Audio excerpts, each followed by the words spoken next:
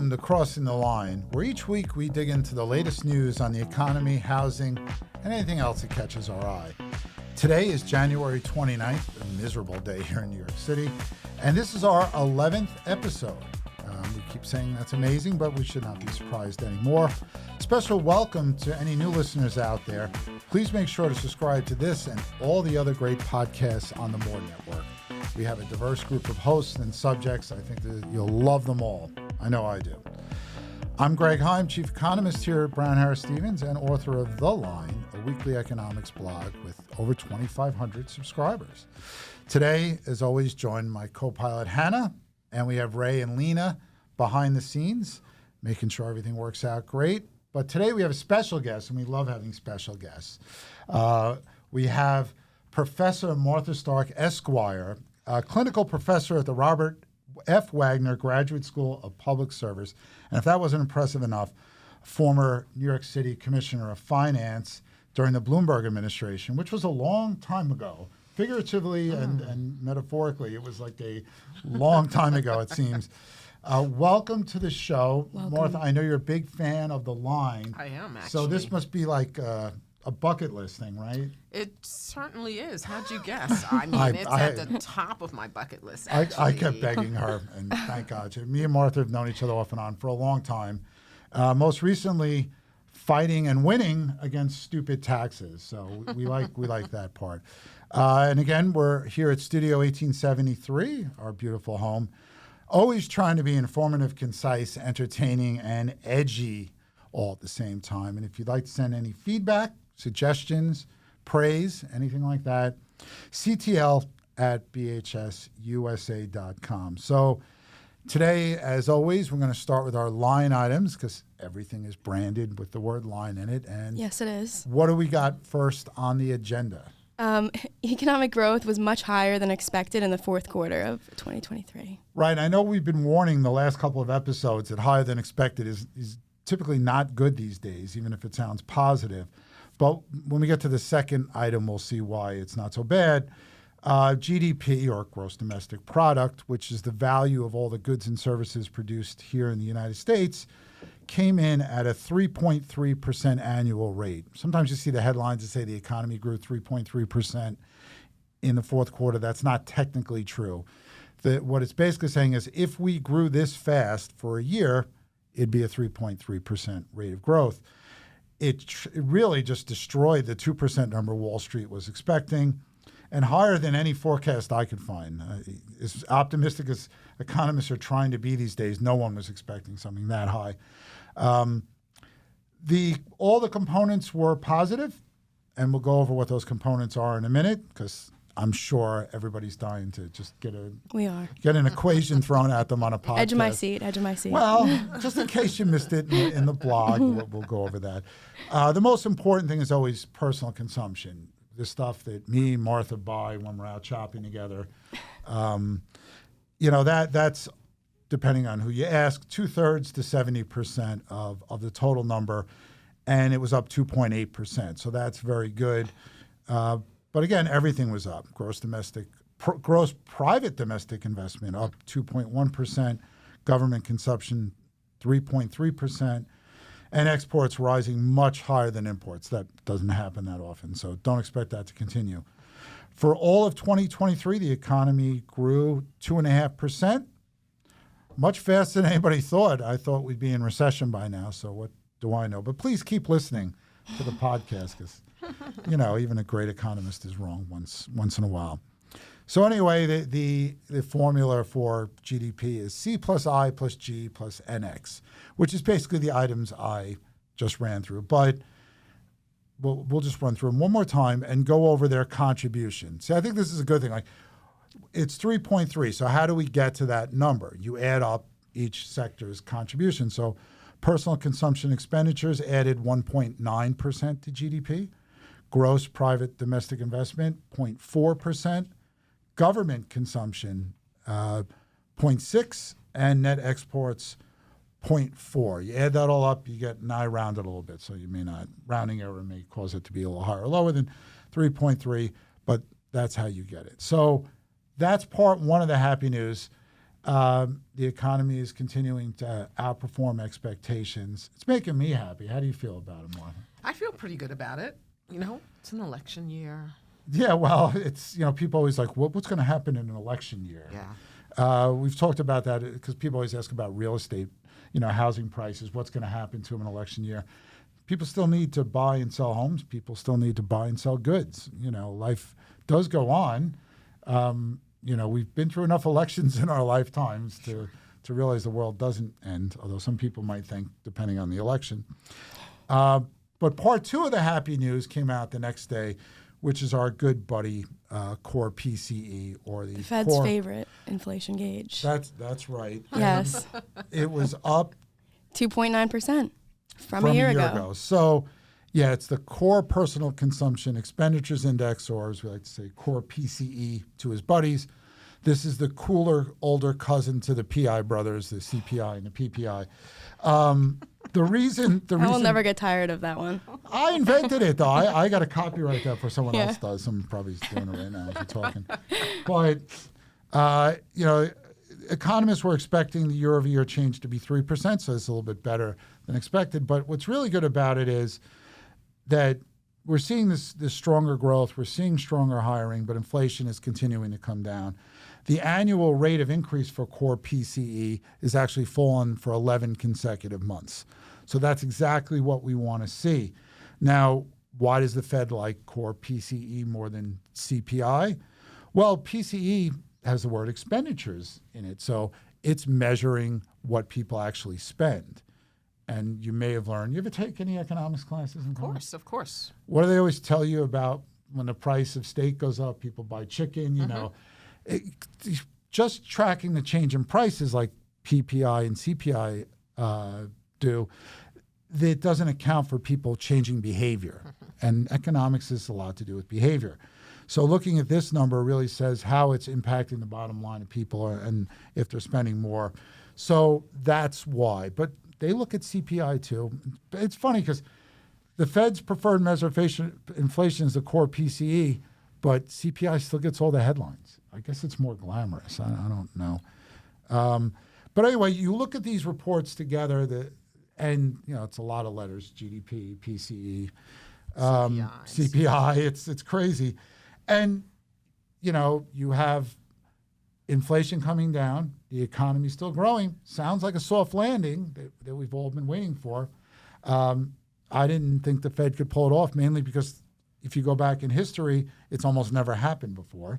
But so far, so good. But a lot of times you have a great economy right before you go into recession. Sometimes something triggers that, like a pandemic. Sometimes, I guess the concern is that people are going to run out of money to spend, right? Because the pandemic savings is gone. Credit card debt is at $1 trillion at record rates. We joked last week about the buy now, pay later thing. Right. As opposed to layaway when you didn't get the stuff till you paid for all of it. So this leads to the Fed and what the Fed's going to do. There was a lot of people betting they would cut rates at their March meeting. They have a meeting this week. Nothing's going to happen. But I thought it was way too premature to expect it even in March.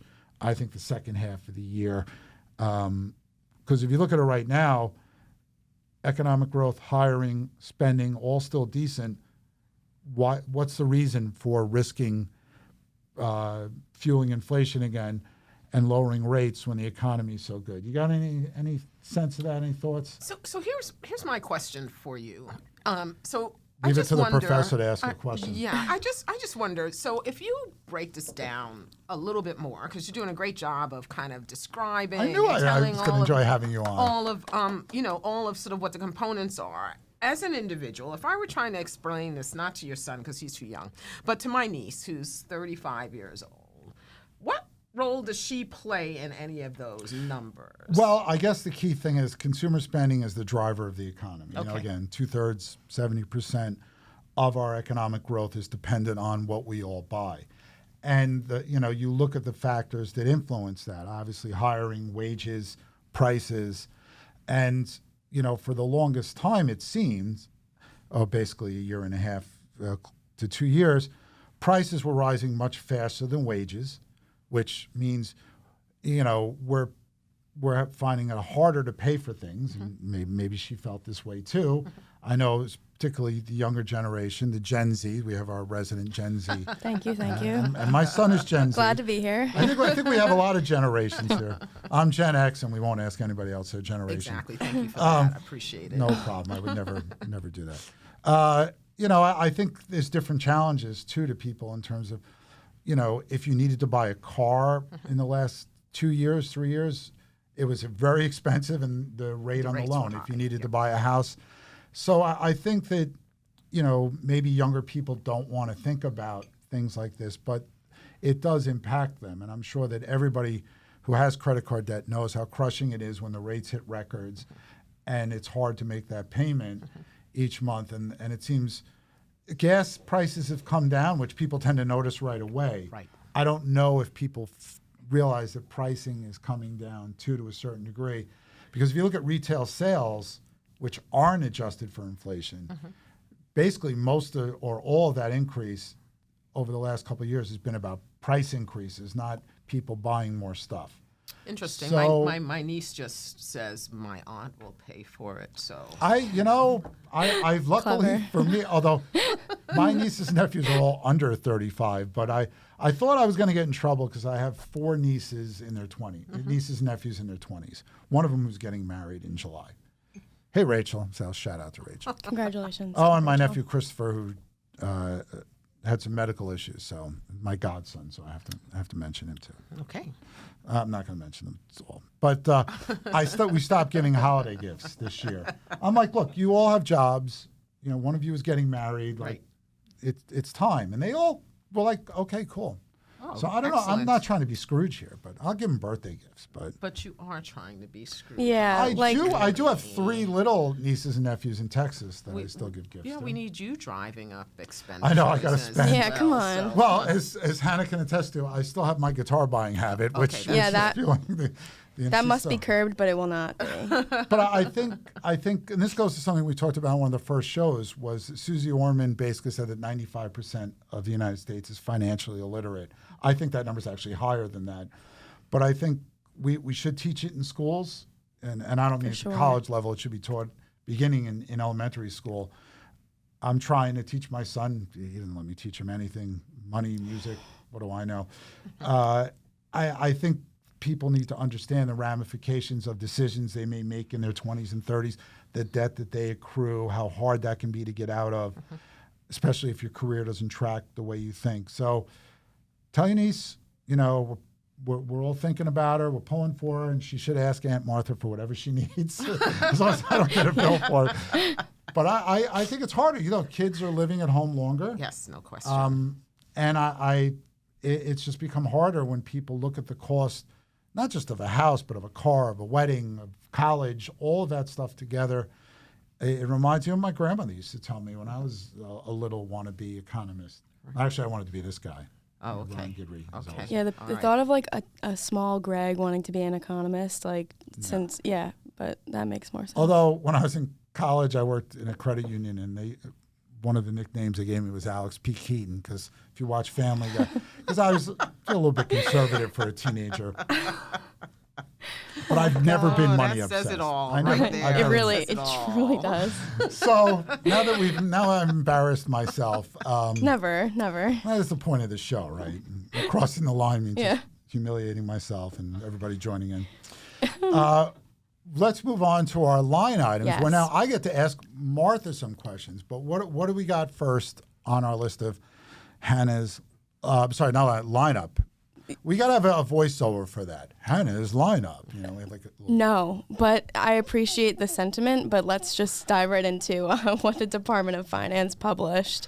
if you right. would like So the tentative assessment roll for fiscal year 2025, which will start January 1st of 24. No. July 1st. Thank Sorry. I make this mistake a lot. Yeah. Thank God. I got Martha on every show because I go back and watch these and there's the occasional mistake. When my wife points it out, I say, you go talk for 40 minutes and not say something wrong. So cities and states, for example, the city's fiscal year starts July 1st. The state's fiscal year starts April 1st. Very good. You're doing well. Yeah. The federal government's fiscal year starts October 1st. When it starts. When it starts. And we'll talk about that when we get to budgets. So the assessment roll comes out around January 15th, right? Yes. It was a holiday this year. It was They one released looking- 16th. Yep. Right. And then you have basically till, depending on the property, till March to fight it with the tax commission or hire an attorney. But there's some interesting findings in there, and some make sense and some don't make sense. Like, for example, in case you were wondering at home, for tax purposes, the market value of all the properties in the city is just under 1.5 trillion. Yes. Technically 1.491. Okay. I don't expect you to have that memory. That's why I have it here on the iPad. Excellent. Up 0.7%.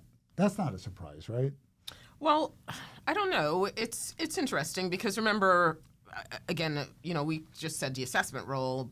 A lot of people probably don't even know what that is, right? A significant number of people in the city rent their apartments or, it's office building tenants. And so most people don't know what it is. But essentially, the city's releasing its estimate of what the value of property is in the entire city of New York. So even if you live in a rental building and you're a renter, you might want to know kind of what taxes your building pays. Okay, that said, so is it a surprise that it's up 0.7 point? Well, not really. But you would think, knowing what's gone on in the city, and like you said, there's a big difference too between the market value and what people actually get taxed on. Correct. The billable assessed value is up 4.2%, right, to just under 300 billion. But when I think about this, here's another interesting fact. Construction activity added 14 billion to their market value. Right. So the new buildings and changes and stuff like that. But so most people think, maybe residential was up and commercial, those office buildings were down. But that wasn't true, was it? Office values were actually up. Yeah. So again, just sort of by way of background, just a reminder is that the only properties that are actually, when the city is estimating market value, the only properties that are done based on sales price are actually 1, 2, and 3 family homes. They're in what's called Class 1. And so Class 1 values are going to not perfectly, but be a better track of what's happening with sales prices. What's interesting about commercial properties and office buildings is that the way that they're valued is based on the income that is generated by the property. So if let's say just you and I lived in an office building, since, both of our others think we're dating anyway, Yes. say that he's my boyfriend. All these late night calls exactly. allegedly about tax revenues and there stuff like that. In any event, let me just sort of say, in any event, so what I was going to say is that, so let's say you and I had an apartment building, where we kind of, did our boyfriend-girlfriend thing. The question is, how much rent are we paying? Right. And the estimate that the Department of Finance is doing is based on the rent that you and I are paying, and then what a reasonable kind of person would want as a return on that. Because of that, on the commercial side, even though commercial sales prices are dropping for obvious reasons, fewer people returning to the office or they're returning part-time, the truth is that many of the office buildings have long-term leases. And those leases, we've seen stories where folks have to continue to pay the rent, even if they're no longer in the space. And so the Department of Finance's values are based on what kind of income is being generated in the building and whether or not that income has continued. And they do that with a lag. So right now, they're reflecting. You have to file your That's income correct. expense, but that does lag. That's right. Is it a year? It's a little bit more than a year, right? Okay. So right now, the assessment roll that was just prepared is using income from 2022, not even 2023. And so it makes sense to me on the commercial side that, at least from what finance says, their income numbers that they're getting still a little bit higher than they were in the prior year.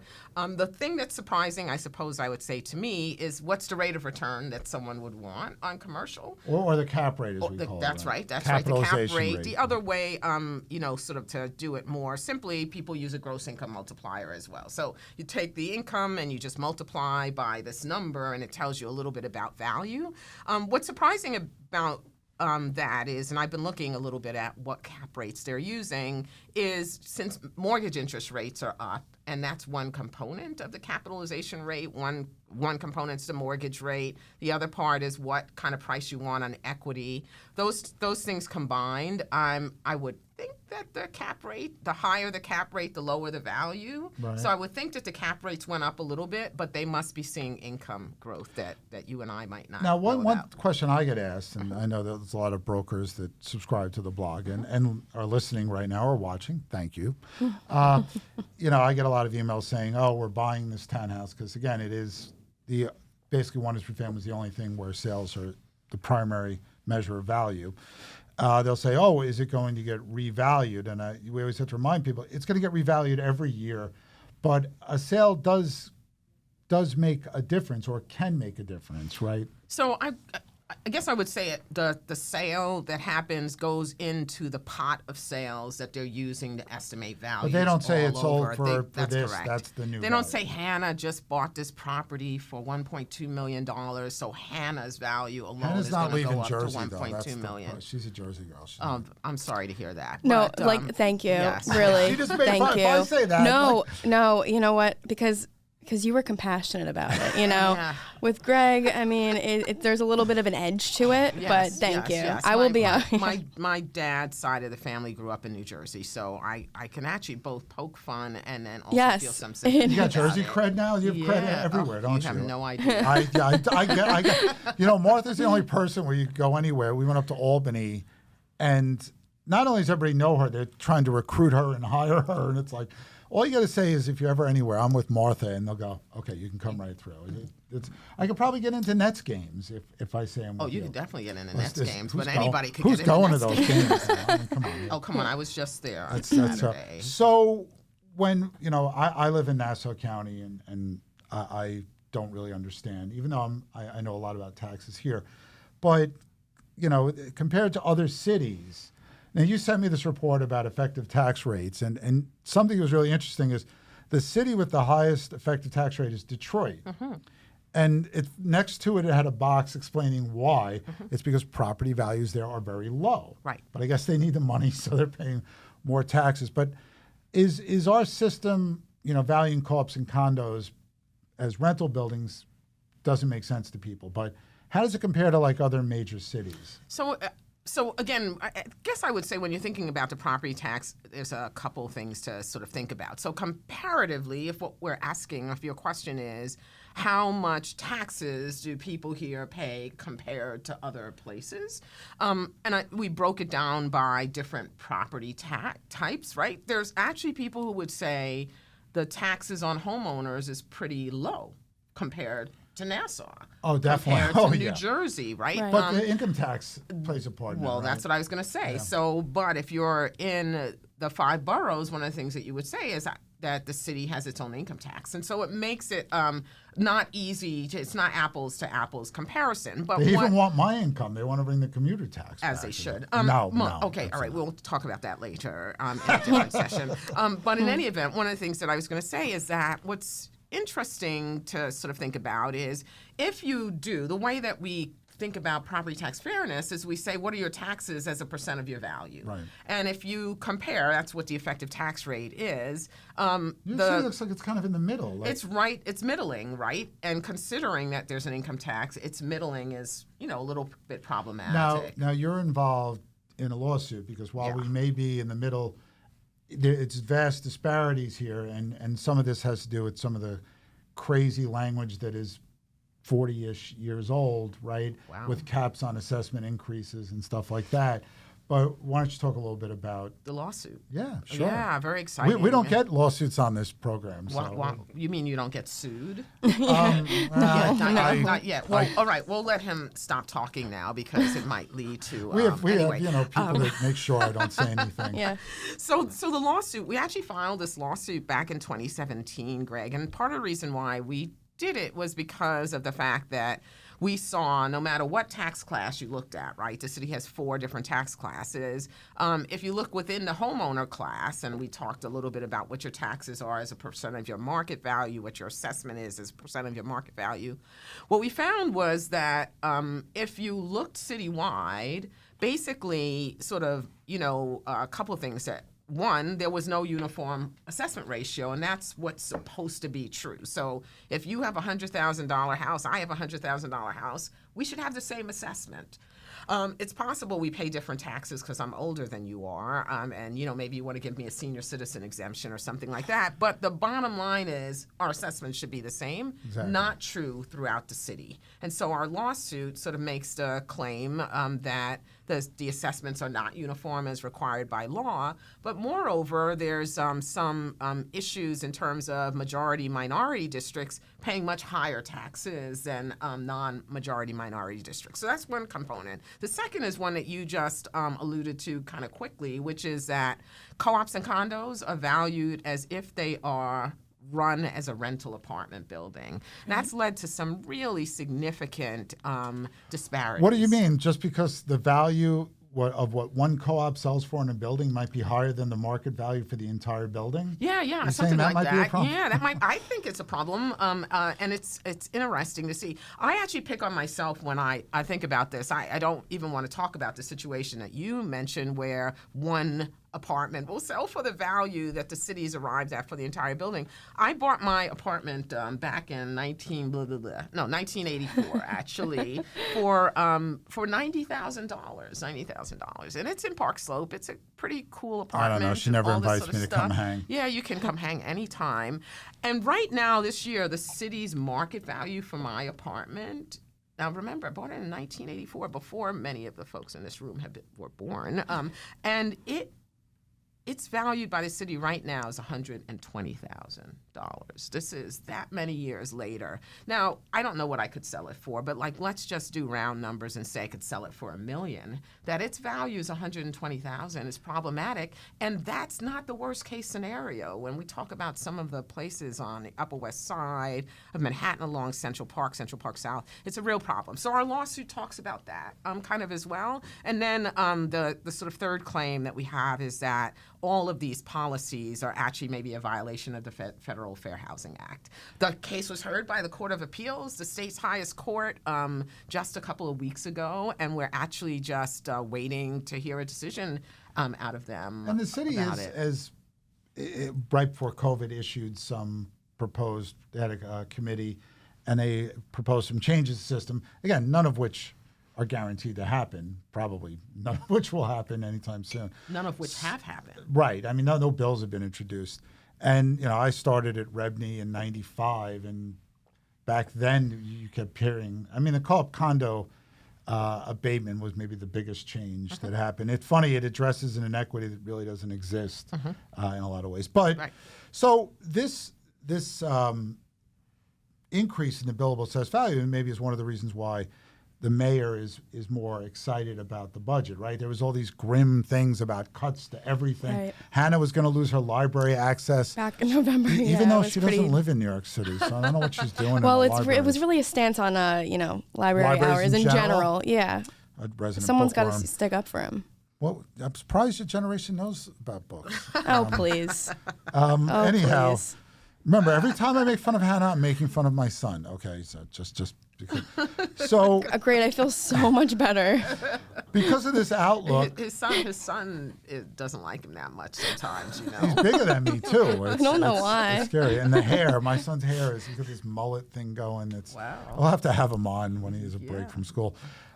So the mayor is expecting almost $3 billion more in tax revenues over the next 2 years, which are helping to close the gap, as it's called. It doesn't sound as scary when it's a 3-letter word that reminds you of like jeans, right? It's the gap. Right. Not, oh my God, the money we don't have that we're trying to spend, because the city has to balance the Correct. budget. Right. Are you optimistic about the city's budget? I mean, they're saying the migrant costs may even be less, but maybe they don't get all the help they're expecting. So it's there's a couple of great things that have happened as of late, not the least of which is that the state budget actually kind of provided funding for migrants at a higher rate than the city expected. The property tax isn't what's driving the additional revenues. In fact, the property tax growth is not as large as you would think, even though the assessment roll is up. But property taxes are over 40%, right? Of Yeah, the city's tax yeah, revenue. So that's always a good absolutely thing. true. So in any event, am I optimistic about it? I think there's a lot of things that the city's going to have to balance, things that aren't even yet kind of accounted for. There's a bill up at the state that's on class size, so reducing class size, that's going to lead to more kind of cost on the budget side. There's a couple of things that are brewing at the city council level that could lead to some more additional expenses. Bottom line is, I think the mayor did a really good job of, in November, not knowing where the economy was going to be and saying we have to plan in case things don't come through, and where we are right now is a much better place than we thought we'd be in November. And you mentioned the state's budget, and we have the state of the state and the state of the city. The budgets were released a couple days apart, and the state of speeches. Nothing specific about 421A that I read, but you can say whatever you want in these addresses. But the governor did say that she would be pushing legislation to increase the supply of housing, protect affordable housing providers.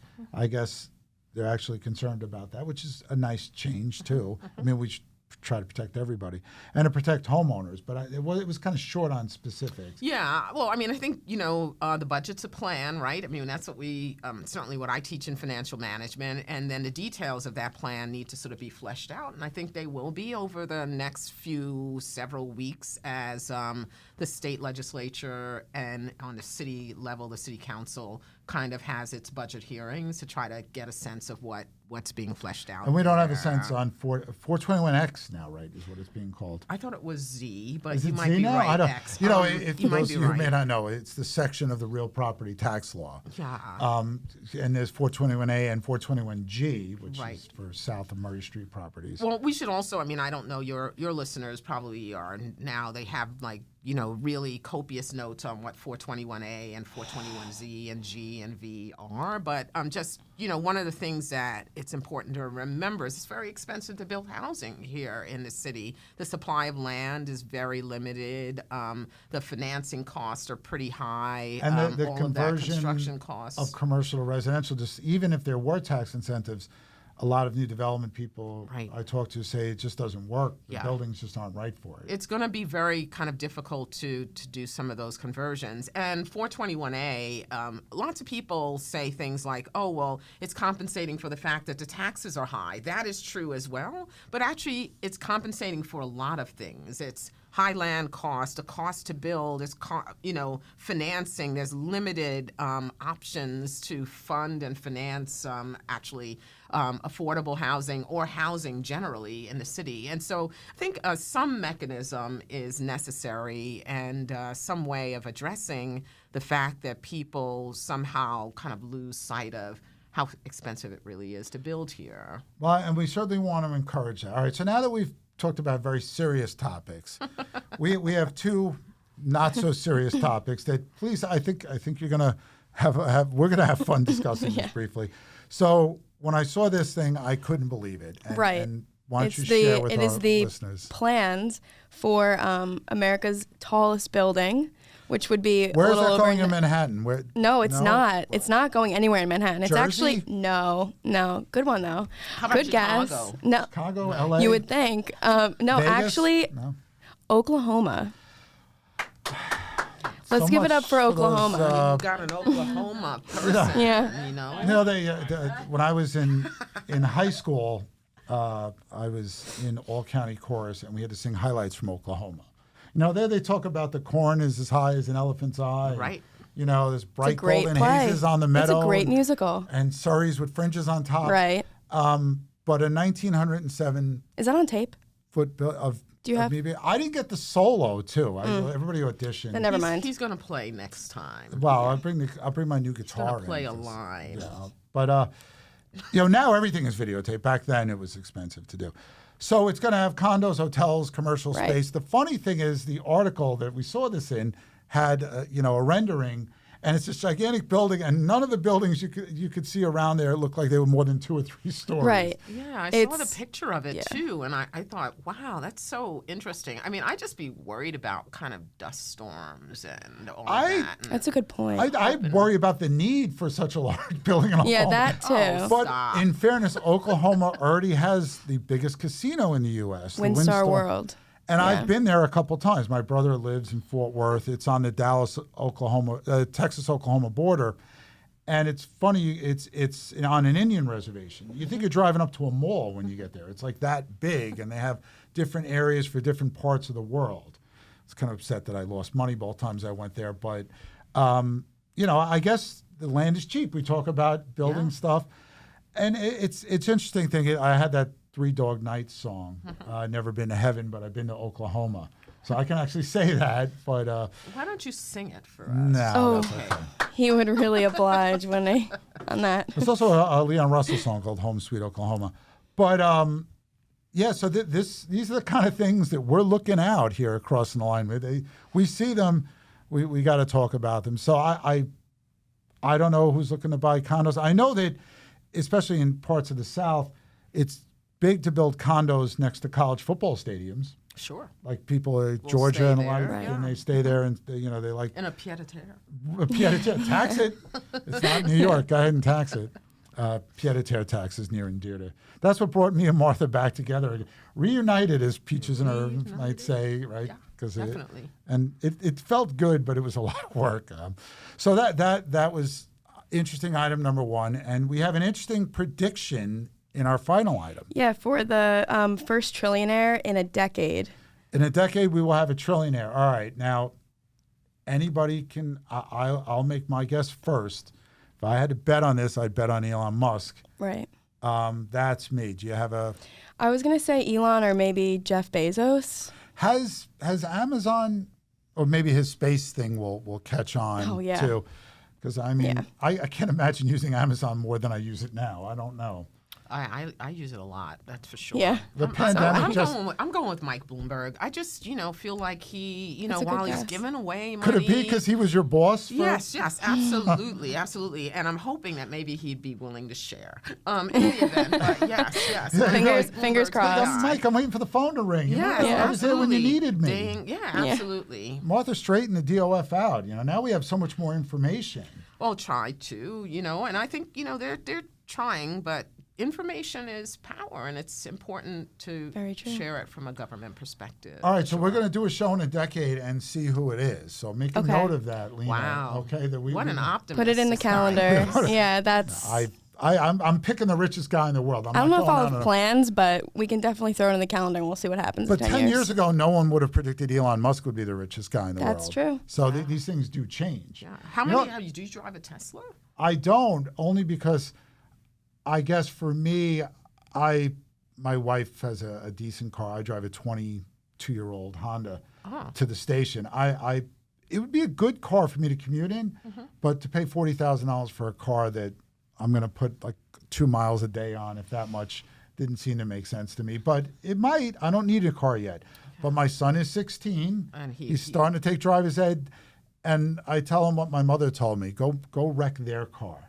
Do not wreck my car. I'm sure she's not the only mom to say that. No, Sounds like a mom sentiment. And it's funny because my wife is feeling that way too. And what happened a couple of weeks ago, my wife and son got sideswiped by a car less than a week after I changed my auto insurance. I mentioned this on a recent thing. Yeah, it you was did. a lot of fun. Yeah. Well, it's hard to imagine, but that is the end of our show. Did you have a good time? I had a great time. I hope it lived up to the hype. Yeah, and I'm hoping that I'm crossed the line a little bit. Oh yeah, we it's funny because if we would have gone like another 20 minutes, we could have really crossed lines here. Several. Sorry about your Nets and your Liberty. They did win on Saturday, and I'm going tonight. They're not Ooh, good. have fun. But the Knicks, who look so great now, it looks like Randall may miss the I know whole he hurt his season. shoulder. He dislocated it. Yeah. In the old days, they just snapped it in. Hockey player, they just snap it in, and he'd be right on the ice. I played at NYU. I mean, it was Division III. Really, well, the NYU women's team is ranked number 1 in Division III this year. I just want to Oh, do a little wow. shout I'm out sure they're for the them. smartest team in Division III, too. I don't know about all of that, but probably, yes, indeed. But I dislocated my shoulder one season 40 times. I just kept popping Do it you back like in. smack into the I wall just- like they do yeah, on I like just Mel popped- I Gibson just and popped Oh my Lethal God, Weapon? that sounds Popped it awful. back in. It Yeah, does. It was not pleasant, but Well, thanks for making everybody squeamish. It's okay, a good way. excellent. It's a good way. Now to that end. you really did cross the line there with that. Yeah. But yeah, Ow, so how it am I- all full Excellent. circle. It all My came. shoulder is hurting after Great. that one. I wanted to make it happen. Hey, you know, It's been done. We haven't. I'm waiting for the hook to come and drag me out after one. It hasn't happened yet, but it was great having you on the show. and Yes, it's thank always you for great. being here. You know, even all the time we spent together in Albany. It's been a couple of years since we've been in person. Yes. So we're just waiting to put on our superhero costumes for the next time they try to pass a silly tax. It gonna could be in 3 weeks. It could be. It's funny because you only go up there when it's cold Yes, too. It's that's maybe really it's true. it's cold usually in Albany. Greg, so. thanks to you and thanks to the team. It's been really, really a great. Thank you. great Well, opportunity. we were excited to have you, and to Martha's students out there, you know, find anything that she said and feel free to tease her about it. And I'll see if she makes good on this promise to have me visit her class. Yes, I don't know indeed. if I'd have me visit a class, but who knows? Because you will truly cross the line. Yes. Oh, I'll do it yes. now. As long as it's not on tape, I'll do it. But thanks to everybody. Thanks to the team, to Hannah, Ray, and Lena, as always. And thanks to Martha. And thanks to our listeners and viewers. We really do appreciate it. The support has been outstanding. So we look forward to doing this again next week. We'll see you, or you'll hear us then. Have a great week. See you. Got you at 11:59. That was really fun. Good. Excellent.